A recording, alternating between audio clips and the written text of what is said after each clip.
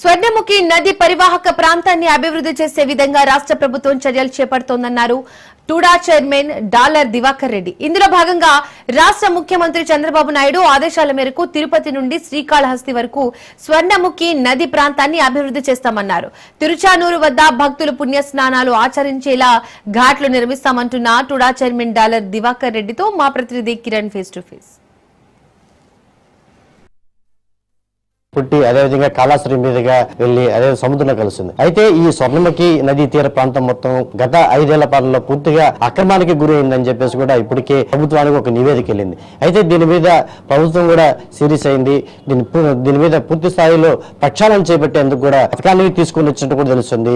అది ఏంటి అనేది మనతో మాట్లాడడానికి టుడా చైర్మన్ డాలర్ దివాకర్ రెడ్డి గారు ఉన్నారు. సార్ని అడిగి మరిన్ని విషయాలు తెలుసు. సార్ చెప్పండి సార్, ఏం సార్ ఇప్పుడు చాలా వరకు కబ్జా అయిందని చెప్పేసి గత కొంతకాలం నుంచి వార్తలు వస్తున్నాయి. ఈ నేపథ్యంలో ముఖ్యమంత్రి గారు కావచ్చు, లోకేష్ గారు కావచ్చు, దీని మీద ఒక ప్రత్యేకమైన ఒక ప్రణాళిక సిద్ధం చేసినట్టు ఉంది. అది ఏంది, అది దాని విశేషాలు ఏంటి? ఈరోజు స్వర్ణముఖి రివర్ అనేది భగవంతుడు శ్రీ వెంకటేశ్వర స్వామి పాదాల చెంత చిత్తూరు ఉమ్మడి జిల్లాలో పాకాల మండలంలో స్టార్ట్ అయ్యి తొండవాడ దగ్గరికి వచ్చి తిరుచానూరుకి వచ్చి అక్కడి నుంచి శ్రీకాళహస్తి టెంపుల్ నుంచి అక్కడి నుంచి వెళ్తుంది. ఇది సుమారు 130 కిలోమీటర్ రేడియస్ ఈ స్వర్ణముఖి రివర్ అనేది పారుతుంది. దీన్ని ఎంతో మంది భూ బకాసులు, భూ కబ్జాదారులు ఇంత గత ప్రభుత్వంలో చెరువులు అమ్మేశారు, వంకలు అమ్మేశారు, శ్మశానాలు అమ్మేశారు. కానీ ఇక్కడ నదిని కూడా అమ్మేశారు. ఆ నదిని అమ్మేసిన దానివల్ల 2021 వచ్చేటువంటి వరదలకి ఎన్నో ఇల్లులు కుప్పకూలిపోయినాయి, ఎంతోమంది రోడ్డును పడిపోయినారు, మొత్తం ట్రాన్స్పోర్ట్ వ్యవస్థ అంతా కూడా దెబ్బతినేసింది. సో అందుకనేసని ఈరోజు తిరుపతిలో ఒక రోజుకి కొన్ని లక్షల మంది యాత్రికులు, భక్తులు వెంకటేశ్వర స్వామి దర్శనానికి వస్తున్నారు. వెంకటేశ్వర వచ్చే భక్తులు ఒక 30-40% ఆఫ్ పీపుల్ ఈరోజు తిరుచానూరు టెంపుల్ రావడం జరుగుతుంది. 30 నుంచి 40 వేల మంది ఒక రోజు తిరుచానూరు టెంపుల్కి వస్తుంటే అక్కడ స్వర్ణముఖి రివర్ దగ్గర రీజనరేషన్ చేసి, బ్యూటిఫికేషన్ చేసి ఒక మంచి ఘాట్ కట్టాలా, ఒక 300-400 మీటర్ రేడియస్లో ఒక ఘాటు కడితే వచ్చేటువంటి భక్తులందరూ కూడా నది స్నానం చేసి అమ్మవారిని దర్శనం చేసుకుంటే పుణ్యం వస్తుంది అనేటువంటి సంకల్పంతో ఈరోజు మా ముఖ్యమంత్రి చంద్రబాబు నాయుడు గారు తీసుకున్న డెసిషన్ని మేమందరం హార్ట్ఫుల్గా వెల్కమ్ చెప్తున్నాం. దీని పేరు ఆపరేషన్ స్వర్ణ అనేటువంటి పేరుతో ఈరోజు ఎప్పుడూ లేని విధంగా డిజైన్ చేసి ప్రజల్లోకి తీసుకొని విధంగా దీన్ని డిజైన్ చేశాం.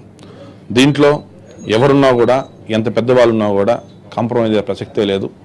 నదిని ఖచ్చితంగా కాపాడుతాం, నదిని ఖచ్చితంగా బ్యూటిఫికేషన్ చేస్తాం.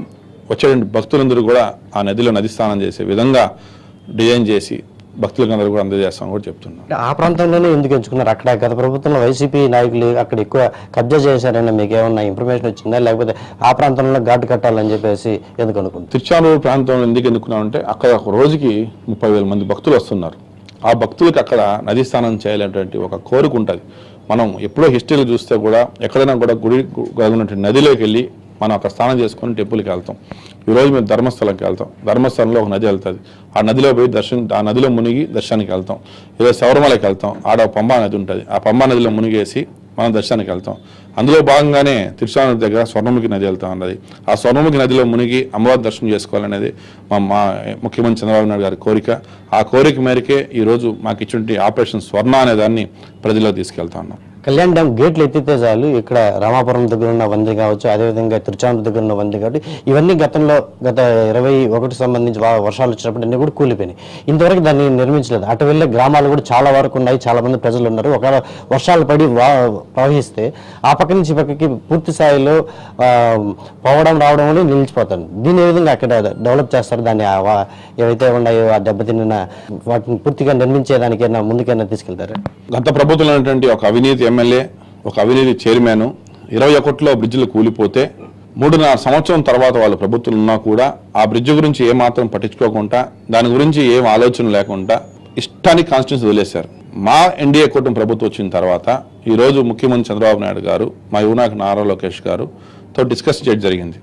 దీనికి సంబంధించి టీటీడీ వాళ్ళు డబ్బులు అలాట్మెంట్ అడిగినప్పుడు టీటీడీ డబ్బులు మనం రోడ్లు కడితే బాగుండదని చెప్పిన తర్వాత ఇప్పుడు దానికి రీఎస్టిమేషన్ చేసి R&B డిపార్ట్మెంట్ ద్వారా, NRGS ద్వారా ప్రభుత్వం బడ్జెట్ కేటాయించి అతి త్వరలో 3 బ్రిడ్జిలు కూడా వర్క్ స్టార్ట్ చేసే విధంగా కూడా ప్రణాళిక సిద్ధం చేస్తుంది. ఈ ఆపరేషన్ స్వర్ణ గురించి పూర్తిసారి ఎక్కడి నుంచి ఎక్కడి వరకు పూర్తిగా ఈ ప్రక్షాళన చేసే కార్యక్రమాన్ని ఎప్పటి నుంచి పెడతారు, ఇప్పటి వరకు ఏ విధంగా దాన్ని గుర్తించారు, ఎందుకంటే చుట్టుపక్కల ప్రాంతాలతో ఆక్రమణకు గురయ్యని చెప్తున్నారు, అది ఏ విధంగా గుర్తించారు మీరు? ఇప్పుడే స్టార్ట్ చేసాము. దీన్ని ఫస్ట్ డ్రోన్స్ ద్వారా సర్వే చేస్తాము. సర్వే చేసిన తర్వాత ఐడెంటిఫై చేస్తాము. ఐడెంటిఫై చేసిన తర్వాత డెసిషన్ తీసుకుంటాం. ఇది మొత్తం మీద చూసుకుంటే ఆపరేషన్ స్వర్ణ పేరుతో ఏదైతే స్వర్ణమకి నది తీర ప్రాంతం అంతా అక్రమానికి గురైందో దీన్ని అన్నింటినీ కూడా పూర్తి స్థాయిలో దాన్ని ప్రారంభించి ఏ విధంగా అయితే తిరుచానూరు వద్ద ఉందో దానికి ఒక ఘాట్ లాగా తిరుచానూరుకు వచ్చే ప్రతి ఒక్క భక్తులకు కూడా అక్కడ స్నానాలు ఆచరించి స్వామివారిని దర్శించుకునే విధంగా కూడా అక్కడ ఘాట్ను ప్రారంభిస్తామని చెప్పేసి కూడా టోడా చైర్మన్ డాలర్ దివాకర్ రెడ్డి చెప్పే పరిస్థితి అయితే కనిపిస్తాను. Over to studio.